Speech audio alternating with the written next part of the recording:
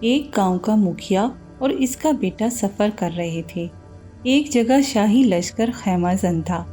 جب یہ دونوں وہاں پہنچے تو سپاہیوں کی سج دھج اور بادشاہ کا کروفر دیکھ کر لڑکے پر ہیبت طاری ہو گئی۔ وہ کبھی زری کمر بند غلاموں کو دیکھتا تھا اور کبھی نیزہ بردار سپاہیوں کو۔ دوسری طرف مکھیا کی حالت اس سے بھی زیادہ خراب تھی۔ اس پر لرزہ طاری ہو گیا، یہاں تک کہ وہ بھاگ کر ایک جگہ چھپ گیا۔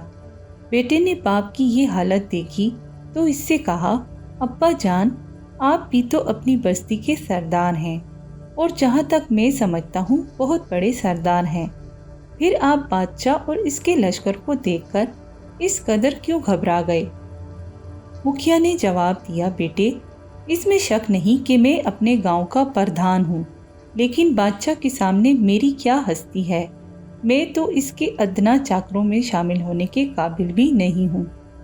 اس حکایت میں یہ وضاحت فرمائی گئی ہے کہ اللہ رب العزت کی کبریائی اور شان کا ادراک رکھنے والے اولیاء کرام اس لیے ہر وقت لرزہ بر اندام رہتے ہیں کہ ان کی حالت اس مکھیا کی سی ہوتی ہے۔